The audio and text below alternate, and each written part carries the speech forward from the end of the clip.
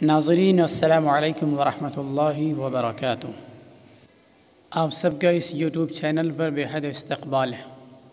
پیش خدمت ہے آج کی اس ویڈیو میں نماز جمعہ اور یوم جمعہ کی فضیلت کا بیان۔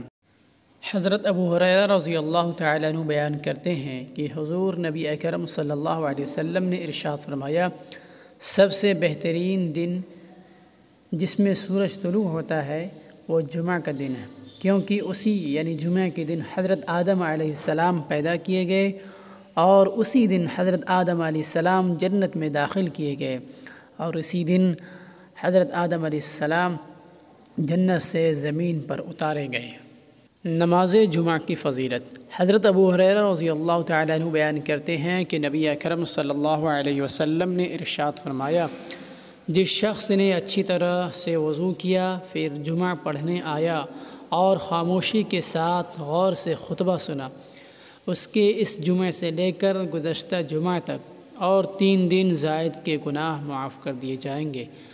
اور جس شخص نے کنکریاں چھوئیں یعنی توجہ سے خطبہ نہیں سنا بلکہ کنکریوں سے کھیلتا رہا تو اس نے لغو کام کیا۔ اللہ تعالیٰ سے دعا ہے کہ اللہ تعالیٰ ہمیں اپنے فضل و کرم سے جمعہ کے فضائل کا مستحق بنائے۔